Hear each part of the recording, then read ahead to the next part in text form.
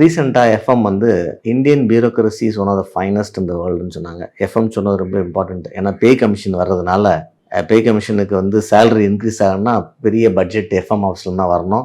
So FM வந்து Indian பியூரோக்ரஸியை புகழ்ந்து சொல்லியிருக்க விஷயம் வந்து ரொம்ப முக்கியமான விஷயம். இது சென்னையில் நடந்த ஒரு ஃபங்க்ஷனில் தான் அவங்க சொன்னாங்க.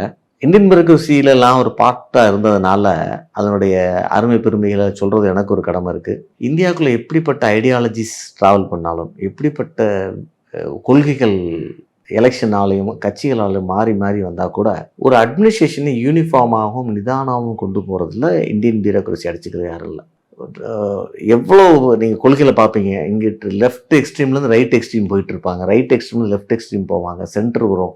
நிறைய விதமான எதிர்பார்ப்புகள் மக்கள் மனசில் இருக்கும்போது அரசியல்வாதிகள், மினிஸ்டர், சிஎம் எல்லாம் தடுமாறும் போது, மாறி மாறி போகும்போது அதுக்கு ஒரு ஸ்டெபிலிட்டி கொடுத்து அந்த எக்ஸிக்யூஷனை பெர்ஃபெக்டாக பண்ணக்கூடிய அமைப்பு நம்ம இந்தியன் பியூரோக்ரஸிக்கு இருக்குது. அருமையாக நிதானமாக கடந்த ஒரு 60-70 ஆண்டுகளாக செஞ்சிட்ருக்காங்கன்னு தான் நினைக்கிறோம். அது இன்னும் மெருகேறிட்டே இருக்குன்னு போகிறோம். எவரி பேட்ச் போகும்போது அது மெருகேறிட்டே இருக்குது. மற்ற பிரச்சனைகள் இருக்குது.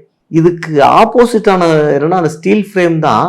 ஆனால் அந்த ஸ்டீல் ஃப்ரேம் வந்து இப்போ வந்து இந்தியாவோட குரோத்தை கண்டெயின் பண்ணுது, ஒரு ஃப்ரீடத்தை கொடுக்க மாட்டேங்குது. இன்ஸ்பெக்டர் ராஜ் இந்த மாதிரியான விஷயங்களும் ஆப்போசிட்டில் இருக்குது. ஆனால் அந்த கிரிட்டிசிசம் இன்னும் ஒரு 50 ஆண்டுகளாக வெயிட் பண்ணணும். ஏன்னா இந்த இவ்வளோ வேகரிஸ் ஆஃப் பொலிட்டிக்கல் அண்ட் சோஷியல் விஷயங்களை வந்து ஒரு ஸ்ட்ராங்கான பியூரோக்ரஸி தான் கண்டெயின் பண்ண முடியும்னு நானும் நம்புகிறேன்.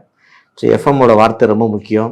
ஸோ என்னோடய பியூரோக்ராட் ஃப்ரெண்ட்ஸ்க்கெலாம் சேலரி அதிகம் வர வாய்ப்பு இருக்குது. ஸோ அது ஒரு நல்ல விஷயமாக தான் நான் பார்க்குறேன். மகிழ்ச்சி.